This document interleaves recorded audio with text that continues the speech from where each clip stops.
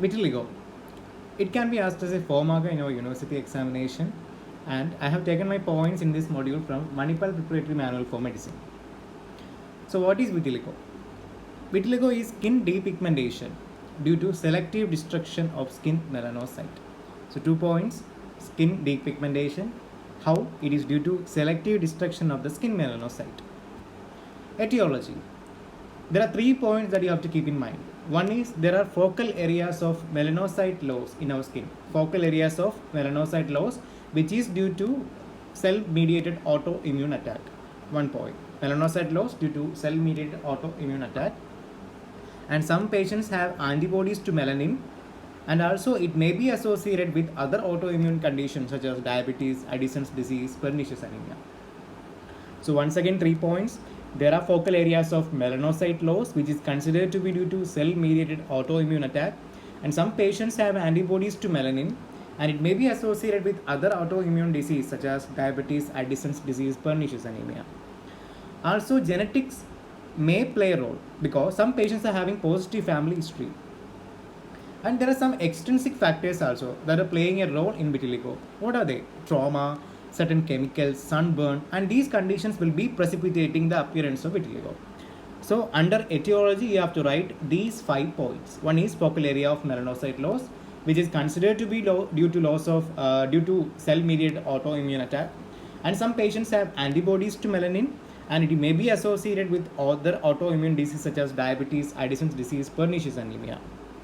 And then genetic factors play a role because most of the patients will be having a positive family history, and extrinsic factors also play a role because it will precipitate the attack. Now let's see what are the clinical features. These lesions may start at any age, but generally in early adolescence or adult life it is seen. At any age, but mostly seen in early adolescence or adult life. This segmental vitiligo is restricted to one part of the body. The vitiligo can be segmental or generalized. If it is segmental, it is restricted to one part of the body, and if it is generalized, it is characterized by widespread macula, its spelling mistake is there again, widespread macules, often symmetrical and frequently involve the hands, wrists, knees, etc.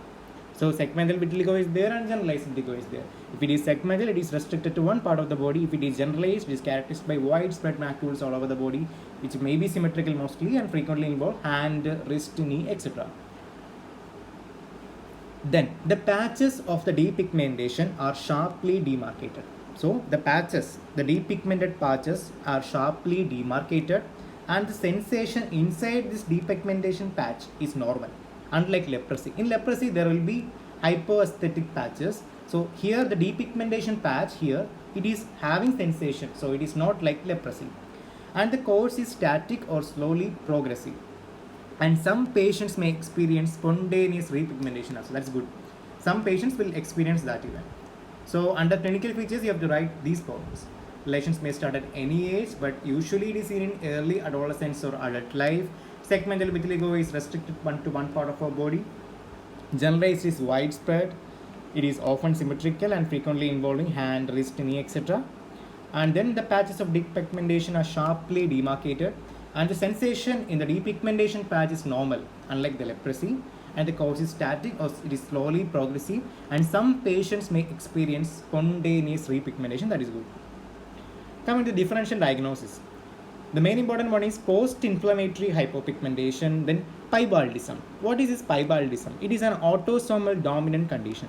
Pybaldism, I am explaining, autosomal dominant condition. Here there will be depigmented patches like our vitiligo, but it will be surrounded by hyperpigmented area. That is this pybaldism. Pybaldism, autosomal dominant condition. It is having the high depigmented patches. It is surrounded by the hyperpigmented areas. And then leprosy, I have told earlier, lichen sclerosis, etc. These are the differential diagnoses that you can make. Coming to the management part. Here, the investigation part, mostly clinical only, clinical confirmation of the condition. And coming to the management part, corticosteroids. Topical corticosteroids are the first choice in the patients with limited disease. So corticosteroids, topical corticosteroids are the first choice when the patients are having the limited disease. What are the examples? Fluticasone or mometasone. or topical preparations of fluticasone or mometasone once a day for 4 to 6 months. That's the therapy. Corticosteroid therapy, topical corticosteroid therapy, that is a first choice in patients with limited disease. What are the drugs? Fluticasone or mometasone once a day for 4 to 6 months. Second category is calcineurin inhibitors. They are also very good in controlling the vitiligo. What are the examples? Tacrolimus. Calcineurin inhibitor, tacrolimus. And the third one is UV light. What are the various methods we can use? We can use topical, or we can use oral psoralines plus UVA. That is called as PUVA, PUVA. PUVA means oral psoralines plus ultraviolet A, or we can give ultraviolet B also. So UV light. Third one is surgery. What are the surgical methods? Split skin grafts and blister roof graft. So you have to memorize the names: split skin graft and blister roof graft. So corticosteroid, topical corticosteroids is the first choice. And what are the topical corticosteroids? Fluticasone or mometasone once a day for 4 to 6 months. Then calcineurin inhibitors we can give, tacrolimus. And then UV light, topical UV light we can give, or we can give PUVA. What is PUVA? That is oral psoralines plus UVA, or we can give even UVB. Surgery, split skin graft and blister roof graft we can give. And then depigmentation therapy. If the vitiligo is so extensive, because the skin is completely depigmented, only if some parts are having pigmentation, so we can do depigmentation.